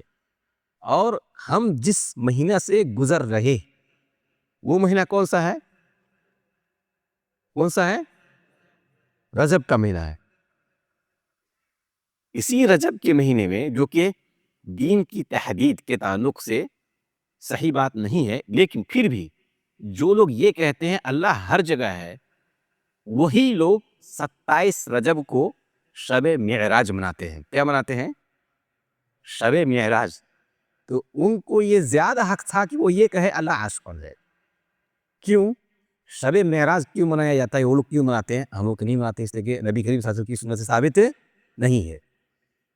تو جب معراج ہوا نبی کریم صلی اللہ علیہ وسلم کا، تو کہاں لے کے جایا گیا؟ 7ویں آسمان کے اوپر اللہ نے اپنے پاس بلایا۔ اس سے بھی ثابت ہوا کہ نہیں اللہ کہاں ہے؟ ایک تو اللہ نے خبر دیا اپنے بارے میں کہ یہ رحمان وہ ہے جو عرش پر مستوی ہے، اور عرش کہاں ہے؟ 7ویں آسمان کے اوپر۔ اور جب اپنے محبوب کو بھی مہمان نوازی کے لیے بلایا تو پھر 7ویں آسمان کے اوپر بلایا۔ اس سے اور کیا بڑی دلیل ہو سکتی ہے انسان کے پاس؟ یہ ایک ایسی دلیل ہے جس کے سامنے جو یہ کہتے ہیں کہ اللہ ہر جگہ ہے، کوئی دلیل نہیں بنتی اس کی سوائے تھیولوجی کی، اور کوئی دلیل ان لوگوں کے پاس نہیں ہے۔ ان سے بھی یہی پوچھیے آپ کہ اگر اللہ ہر جگہ ہے تو پھر اللہ رب العالمین نے نبی کریم صلی اللہ علیہ وسلم کو 7ویں آسمان پہ کیوں بلایا تھا؟ تو پہلی بات تو یہ ہے بھائی کہ اللہ نے خود اپنے بارے میں کہا کہ عرش پر مستوی، اور دوسری بات یہ ہے کہ نبی کریم صلی اللہ علیہ وسلم کو اللہ نے جب ضیافت اور مہمان نوازی کے لیے بلایا تھا تو وہ بھی 7ویں آسمان کے اوپر بلایا تھا۔ تو اس سے یہ بات واضح ہو جاتی ہے پہلے کہ اللہ رب العالمین کہاں ہے؟ عرش پر مستوی ہے۔ اب اس کے بعد دیکھیے، آپ لوگ آیت الکرسی پڑھتے ہیں کہ نہیں؟ آیت الکرسی کی بڑی فضیلت ہے نا؟ کہا کہ کوئی شخص نماز کے بعد آیت الکرسی پڑھتا ہے تو اس کو جنت میں داخل ہونے سے کوئی چیز نہیں روک سکتی ہے سوائے موت کے، یعنی کہ ایک طرف وہ شخص ہے، دوسری طرف جنت ہے، جنت میں داخل ہونے کے لیے صرف موت ہے بیچ میں، ہے نا؟ اگر موت آ گئی تو ڈائریکٹ جنت میں جائے گا۔ تو آیت الکرسی کی اتنی بڑی فضیلت ہے۔ تو کرسی ہے کیا؟ کرسی جو ہے وہ اللہ رب العالمین کے پاؤں رکھنے کی جگہ ہے، اور کی جگہ ہے کرسی اللہ رب العالمین کے پاؤں رکھنے کی جگہ ہے۔ اور کرسی، جب آیت الکرسی پڑھتے ہیں تو آیت الکرسی کے اندر کرسی کی صفت یہ ہے کہ وہ آسمان اور زمین کو اپنے گھیرے میں لی ہوا ہے۔ وہ کرسی کی اتنی عظمت ہے کہ آسمان اور زمین کو اپنے گھیرے میں وہ کرسی لی گئی ہے، ٹھیک ہے؟ اور اس کا مطلب یہ ہوا کہ آسمان اور زمین کی حیثیت کرسی کے مقابلے میں کچھ نہیں ہے، وہ چھوٹی چیز ہے۔ اور پھر غور کیجئے، عرش کے مقابلے میں کرسی کی کیا حیثیت ہے؟ اسٹیپ بائی اسٹیپ سمجھیے۔ ایک آسمان زمین ہو، اور آسمان زمین کو کرسی نے اپنے گھیرے میں لیا، اور کرسی کی حیثیت عرش کے مقابلے میں کیا ہے کہ نبی کریم صلی اللہ علیہ وسلم نے فرمایا کہ ایک بہت بڑا میدان ہو، اس میدان میں ایک چھوٹی سی رنگ اگر کوئی ڈال دے تو بڑے سے میدان میں اس رنگ کی کیا حیثیت ہو گئے، ایک دم چھوٹی نظر آئے گی. تو عرش کے مقابلے میں اس کرسی کی یہی حیثیت ہے. گویا کہ سب سے مخلوقات میں جو عظیم مخلوق ہے وہ کیا ہے؟ عرش ہے. اس عرش پر اللہ رب العالمین مستوی ہے. اسے اللہ رب العالمین کی عظمت کا آپ اندازہ کر لگا لیجیے. اتنی بڑی شان اور عظمت والے رب کو انسان نے اتنا ذلیل عقیدہ رکھا کہ کہا ہر جگہ ہے. نعوذ باللہ. جگہ کا کیا مطلب ہے؟ جہاں بیٹھے وہاں بھی رب ہے. نعوذ باللہ. کتنا بڑا یہ قرآن اور حدیث کے مخالف اور نبی کریم اللہ رب العالمین کی ذات میں یہ ذلت پن کا یہ عقیدہ ہے. وہ رب جو اپنی عظمت اور شان و شوکت کے ساتھ عرش پر مستوی ہے، اس رب کو آپ یہ سمجھ رہے ہیں کہ اس دنیا کے اندر جہاں اچھی جگہ ہے، بری جگہ ہے، نعوذ باللہ، وہاں بھی رب موجود ہے. تو گویا کہ یہ عقیدہ اللہ رب العالمین کی شان کے خلاف ہے. اب میرے خیال سے بات واضح ہو گئی آپ کے سامنے. بات واضح ہے. اب ان کے پاس کچھ ایسے شبہات ہیں، ان شبہات کے پیش نظر وہ یہ عقیدہ رکھتے ہیں کہ اللہ تعالیٰ ہر جگہ پر ہے، جبکہ وہ غلط ہے. جہاں کہیں جو بھی وہ دلیل پیش کرتے ہیں وہاں پر علم مراد ہے. تو مطلب یہ ہے کہ اب یہ عقیدہ ہم کو رکھنا ہے کہ اللہ تعالیٰ اپنی ذات کے اعتبار سے عرش پر مستوی ہے اور اس کا علم ہر چیز کو اپنے احاطے میں رکھا ہے. گویا کہ عرش پر ہونے کے باوجود بھی اللہ رب العالمین کے علم سے کوئی چیز باہر نہیں ہے، بلکہ ایک پتا بھی ہلتا ہے تو اس سے اللہ رب العالمین باخبر ہے. بلکہ اندھیری رات میں چٹیل وہ پتھر کے اوپر چوٹی چلے تو اس چوٹی کے چلنے کی آواز کو بھی اللہ رب العالمین سنتا ہے. تو اس قدر اللہ رب العالمین باخبر ہے اپنے مخلوق سے. لیکن اللہ رب العالمین کی شان یہ ہے وہ عرش پر ساتویں آسمان کے اوپر مستوی ہے، ہر جگہ موجود نہیں ہے، بلکہ اللہ رب العالمین کا علم ہر جگہ ہے جس سے وہ باخبر ہے. لیکن نفس نفیس اللہ کی شان ہی یہی ہے کہ اللہ سب سے اوپر ہو، اللہ سب سے اوپر ہو. اسی لیے سجدے کے اندر، یہ آخری بات ہے جس سے میں اپنی بات ختم کروں گا، سجدہ کے اندر ہماری جو اپنے جسم کی پیشانی سب سے عظمت اور بڑی چیز ہے. جب ہم زمین پہ ٹیکتے ہیں تو یہ سجدے کی جو حالت ہے انسان کی ذلت کی حالت ہے. یہی حال رب کو بہت پسند ہے. گویا کہ ہم اپنے پیشانی کو سجدے میں ڈالیں کہ یہ انسان کی ادنا حالت ہے، سب سے کم تر حالت ہے. اس کم تر حالت کے اندر ہم کون سی دعا پڑھتے ہیں؟ سبحان ربی الاعلی. یہ اعتراف کرتے ہیں کہ میں تو کمتر ہوں، ادنا ہوں، لیکن یا رب تو اعلیٰ ہے. اب لوجک سمجھے، حکمت سمجھے کیوں ہم سجدے کے اندر یہ دعا پڑھتے ہیں. تو اگر ہم یہ کہیں کہ یہ رب ہر جگہ ہے، موجود ہے، تو ہم نے سجدہ کیا تو کہاں کیا؟ رب کے اوپر کیا. کیونکہ سجدہ کی جگہ جگہ ہے، تو ہر جگہ اگر ہم نے مانا تو رب کو اعلیٰ کہاں مانا؟ رب کو بھی ادنا کر دیا. گویا کہ ہمارے سجدے کے نیچے بھی رب ہے، نعوذ باللہ. تو پھر یہ دعا کہاں فکس ہوئی؟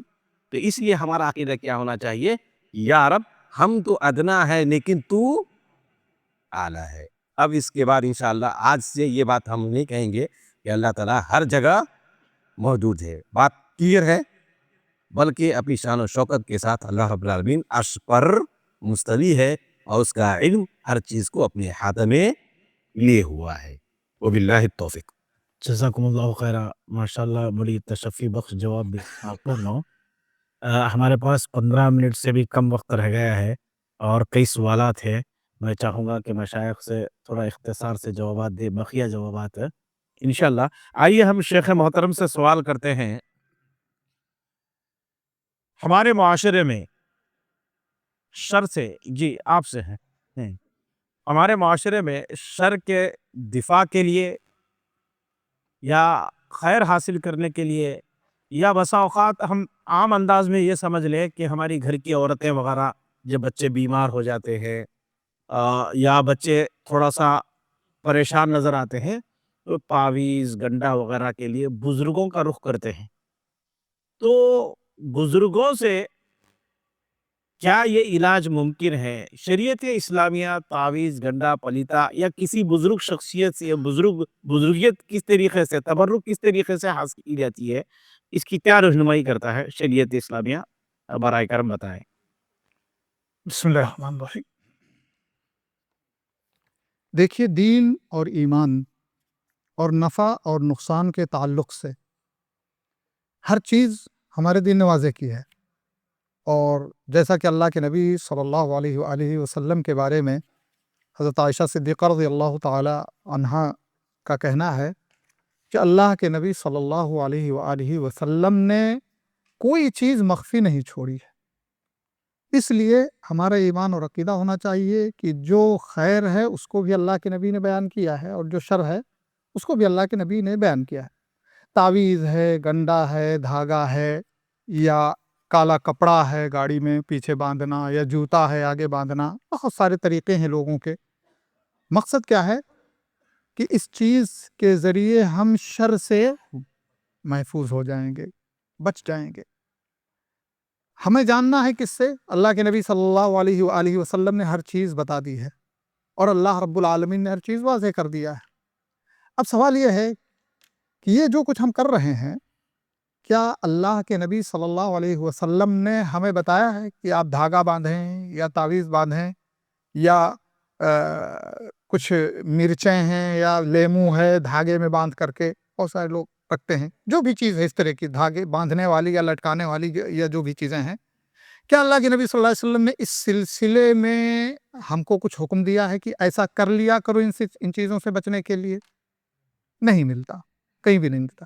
کیا اللہ کے نبی صلی اللہ علیہ وسلم نے اس طرح کے اعمال نہ کرنے کا ہم کو حکم دیا ہے؟ جی، جیسے تعویذ ہے، تعویذ لٹکائیں یا نہ لٹکائیں، اس سلسلے میں اللہ کے نبی صلی اللہ علیہ وسلم کا کچھ ہے فرمان؟ یہی ہماری کمی ہے، ہم نہیں جانتے ہیں. اگر ہم پڑھیں تو جانیں. اللہ کے نبی صلی اللہ علیہ وسلم، دیکھیے یہ عقیدہ ہمارا رکھنا بہت ضروری ہے کہ اللہ نے فرمایا وَإِن يَمْسَسْكَ اللَّهُ بِضُرٍّ فَلَا كَاشِفَ لَهُ إِلَّا هُوَ. اگر اللہ نقصان پہنچانا چاہے یا آپ کو کسی نقصان میں مبتلا کیا تو اس کو دور کرنے والا صرف کون ہے؟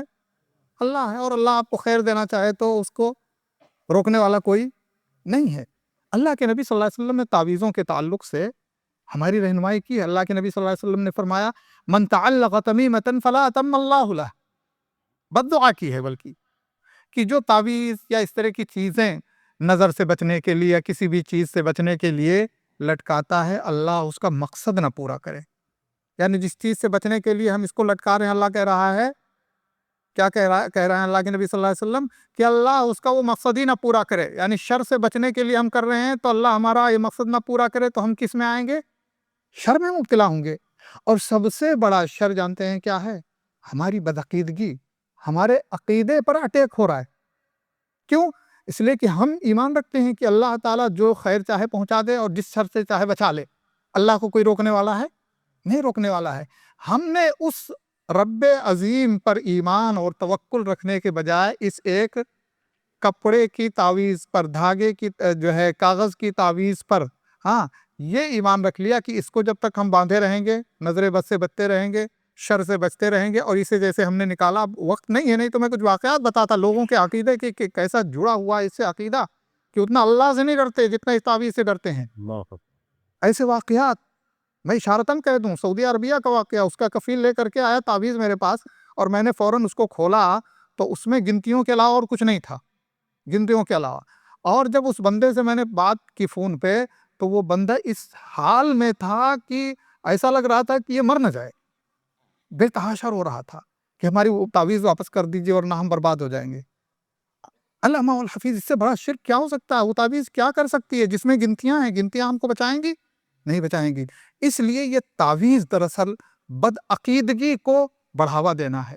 یہ تعویذ دراصل اللہ کے ساتھ جو اعتماد اور توکل اور خیر کی امید ہماری مضبوط ہونی چاہیے، اس کو جو ہے ڈائنامائٹ کرتا ہے، اس کو ختم کرتا ہے۔ اس لیے اسلام میں نہ تو کوئی دھاگا، اللہ کے نبی صلی اللہ علیہ وسلم نے صحابی کے ہاتھ میں دھاگا باندھا ہوا دیکھا، ہاں کہا اس کو ابھی ہٹاؤ، ختم کرو، ورنہ اگر تم اسی حال میں مر گئے تو کامیاب نہیں ہو سکتے ہو۔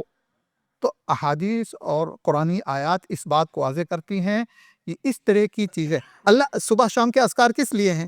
اسی لیے ہیں۔ تو ہم جس چیز کو ہم کو کرنا چاہیے وہ نہیں کرتے ہیں تو پھر شیطان ہمیں دوسرے چکر میں پھنسا دیتا ہے۔ خلاصہ یہ ہے کہ یہ قطعاً جائز نہیں ہے۔ اگر ہمارا عقیدہ ہے کہ یہ تعویذ بنفس نفیس ہم کو نقصان سے بچاتی ہے یا ہمارے لیے نفع لاتی ہے تو شرک اکبر ہو جائے گا ہم دائرے اسلام سے۔ اور اگر ہم یہ سمجھیں گے کہ یہ سبب ہے تو پھر یہ شرک اصغر ہے۔ دونوں حالات میں ہم شرک میں مبتلا ہوتے ہیں۔ اس لیے ہمیں کوئی بھی چیز نہ لٹکانا چاہیے اس عقیدے کے تحت، نہ باندھنا چاہیے، کچھ نہیں۔ اللہ پر اپنا اعتماد کرنا چاہیے، اللہ سے تعلق جوڑنا چاہیے۔ انشاءاللہ اگر ہم شریعت کے اصول، صبح شام کے اذکار، ان تمام چیزوں کا اہتمام کریں گے تو انشاءاللہ یہ تمام شر اللہ رب العالمین ہم سے دور کرے گا۔ جزاکم اللہ خیر، وقت ختم ہوتا جا رہا ہے تو تھوڑا اختصار سے کام کریں گے انشاءاللہ۔ دکتور صاحب سے ایک سوال ہے، آج کے معاشرے میں پردے کو، حجاب کو ترقی کے لیے رکاوٹ قرار دیا جا رہا اور میڈیا بھی اسے بہت زیادہ اچھال رہا ہے، اور ان حالات میں مسلمانوں کے ذہنوں میں ایک چیز پنپ رہی ہے، وہ یہ ہے جس طریقے سے عقیدے کا مسئلہ ہوتا ہے، ارکان ایمان، ارکان اسلام، پردہ ویسا کوئی مسئلہ نہیں، اور پردہ یہ اسلام کے اساس میں سے نہیں ہے، ضروری نہیں ہے، اور ہمارے ترقی کو رکاوٹ بن رہا ہے، تو اس کے چھوڑنے میں کیا حرج؟ یہ اس طرح کا ایک ذہن، کیا حقیقت میں پردہ نسوانی حق ہے؟ کیا حقیقت میں پردہ عورت کی حفاظت کرتا ہے جس کی بنیاد پر پورا معاشرہ محفوظ رہتا ہے؟ شریعت اس تعلق سے کیا رہنمائی کرتی ہے؟ ہم دکتور صاحب سے جانیں گے انشاءاللہ۔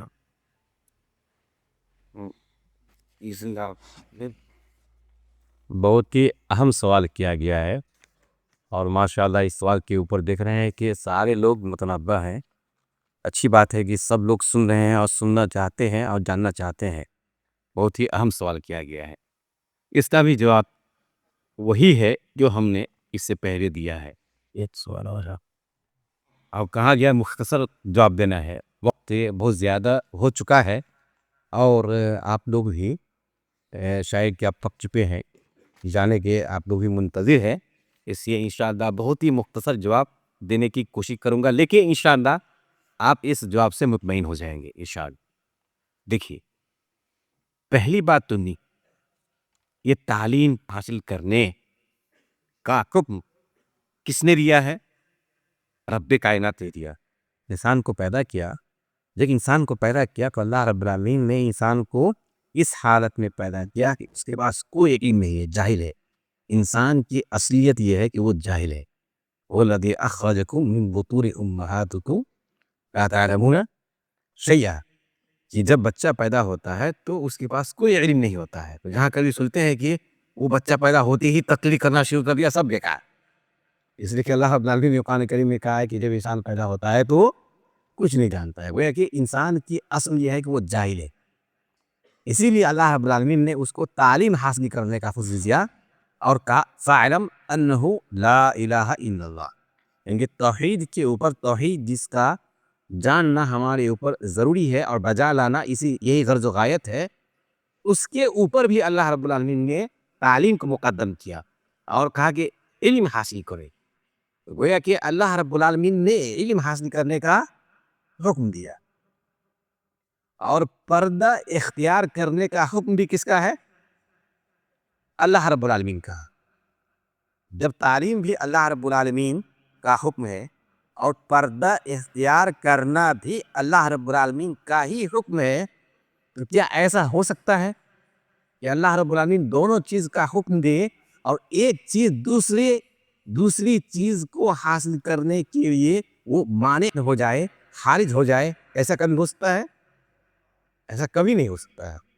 تو گویا کہ جو پردے کا حکم دیا گیا ہے، تو پردے میں رہ کر ہماری ماں اور بہنیں اعلیٰ سے اعلیٰ تعلیم حاصل کر سکتی ہیں، اور پردہ کوئی رکاوٹ نہیں ہے، اس لیے کہ اللہ رب العالمین نے ہی تعلیم کا حکم دیا ہے اور پردے کا بھی حکم دیا ہے. لہذا تعلیم حاصل کرنے کی راہ میں پردہ یا حجاب یہ کوئی رکاوٹ اور مانع نہیں ہے، بلکہ حجاب یا پردہ رکاوٹ اور مانع ہے اس شخص کے نزدیک جس کے عقل پہ پردہ ہے. بات سمجھے؟ یا اس ماں اور بہنوں کے نزدیک جس کے سر پہ یا چہرے پہ پردہ نہیں، عقل پہ پردہ ہے. ایسی عورتوں کے لیے اور ایسے مردوں کے لیے پردہ خارج ہے تعلیم کی راستے میں. لیکن جس کا عقل مفتوح ہے، جس کی عقل کھلی ہوئی ہے، رب کے سامنے تابع ہے، اس کے لیے پردہ تعلیم حاصل کرنے کے لیے کوئی رکاوٹ نہیں ہے، بلکہ اعلیٰ سے اعلیٰ تعلیم حاصل کر سکتی ہے. اور آپ جانتے ہیں شروع سے کہ آخر تک صحابیات نے بھی پردے میں رہ کر کے بہت زیادہ تعلیم حاصل کی ہے. عائشہ رضی اللہ عنہا یہ مکثرین حدیث میں سے ہیں، بہت زیادہ تعلیم حاصل کرنے والوں یہ میں سے ہیں.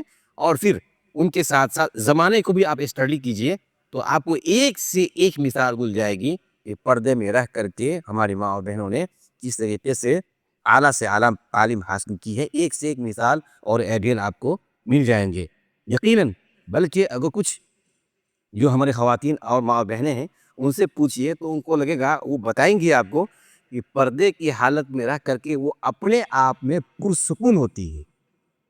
وہ پرسکون ہوتی ہے اور پھر اس کو ہمت ہوتی ہے کہ اور وہ مزید آگے بڑھ سکے اور اپنے لیے وہ حفاظت کا ذریعہ سمجھتی ہے. تو لہٰذا اللہ رب العالمین نے یہ جو پردہ ہے ماں اور بہنوں کی حفاظت کا ذریعہ ہے بنایا ہے، اور یہی رب کی خوشنودی کا ذریعہ ہے. لہٰذا یہ چیز تعلیم کی راہ میں یا پھر دنیا حاصل کرنے کی راہ میں رکاوٹ پردہ نہیں آ سکتا ہے، بلکہ ان لوگوں کی نظر میں یہ پردہ رکاوٹ ہے جس کے عقل پر پردہ ہے. جزاکم اللہ خیرہ. 5 منٹ کے اندر انشاءاللہ یہ پروگرام ختم ہو جائے گا. سب اطمینان سے بیٹھے رہیں اور انشاءاللہ کھانے کا بھی انتظام ہے. بس ایک سوال ہلکا اختصار کے ساتھ 2 منٹ کے وقفے سے انشاءاللہ. ایک سوال دکتور صاحب سے، عورت کے حق میں مہر اور وراثت یہ اس کا صحیح حق ہے یا اس کا بدل کوئی چیز ہو سکتی ہے، چاہے وہ ڈوری ہو یا شادی بیاہ کے موقع پر دی جانے والی رقم، کوئی بھی چیز اس کی بدل ہو سکتی ہے؟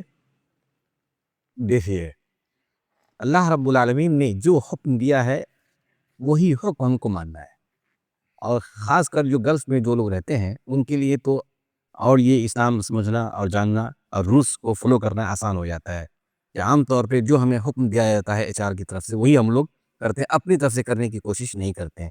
تو جو اللہ نے حکم دیا ہے اسی کو ہم کریں، اس کا بدی ہم اپنی طرف سے ڈھونڈ کر اللہ کے حکم کے مقابلے میں اپنا حکم نہیں بنا سکتے ہیں، کبھی نہیں بنا سکتے ہیں. تو اللہ تعالیٰ نے کیا کہا؟ وَآتُوا النِّسَاءَ صَدُقَاتِهِنَّ مِثْلًا، کہ مہر جو ہے، مہر کے تعلق سے اللہ رب العالمین کا یہ حکم ہے کہ مہر آپ کو ادا کرنا ہے.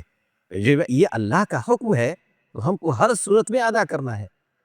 اس کا کوئی بدی دوسری شکل اختیار کر کے حق مہر کو ہم نہیں گرا سکتے ہیں.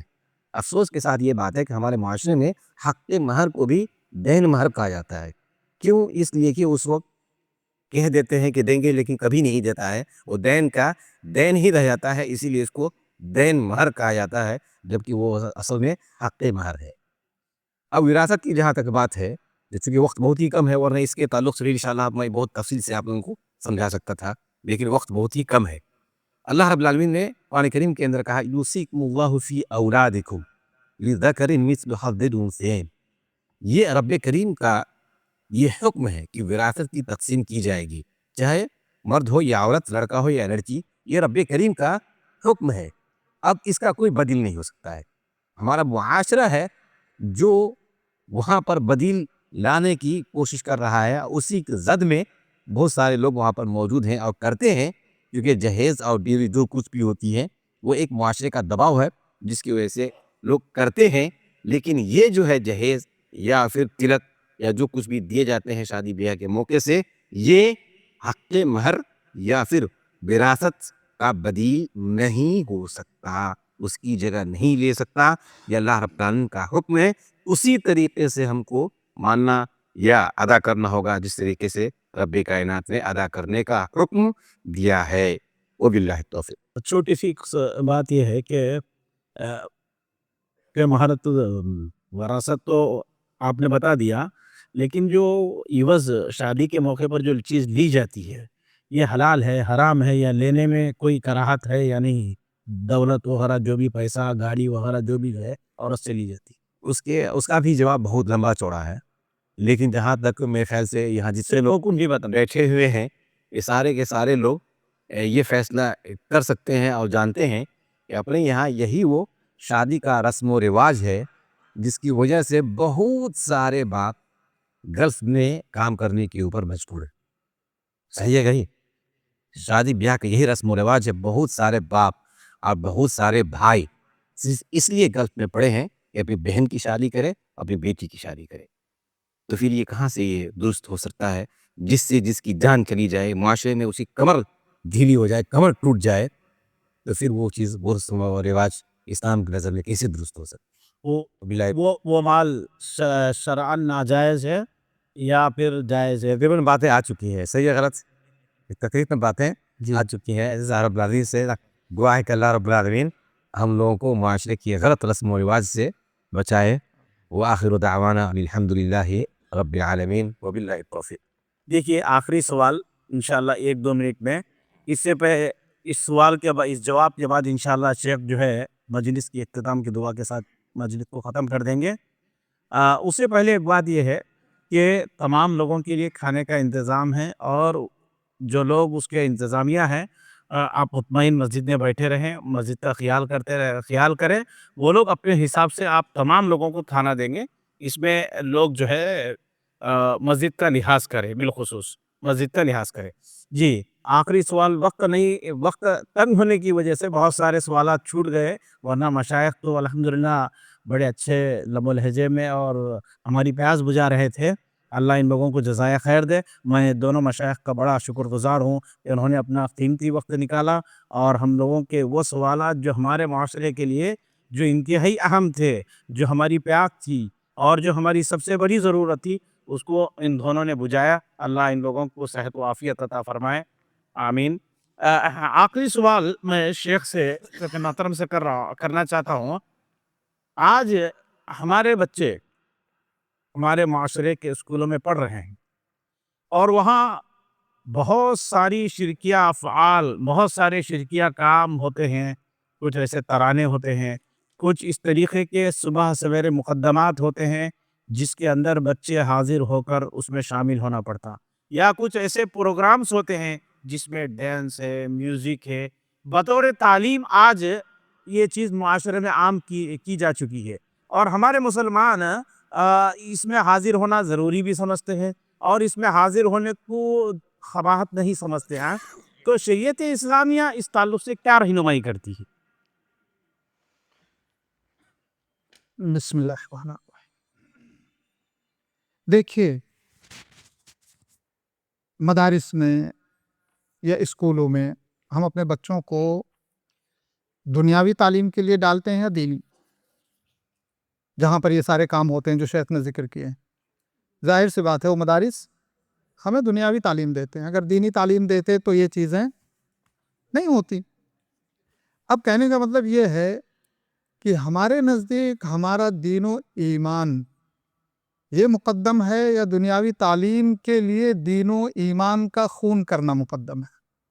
ظاہر سی بات ہے ہمارا ایمان اور عقیدہ یہ مقدم ہے اس بات پر کہ ہم دنیاوی تعلیم حاصل کرنے کے لیے ایسے اسکولوں میں ڈالیں۔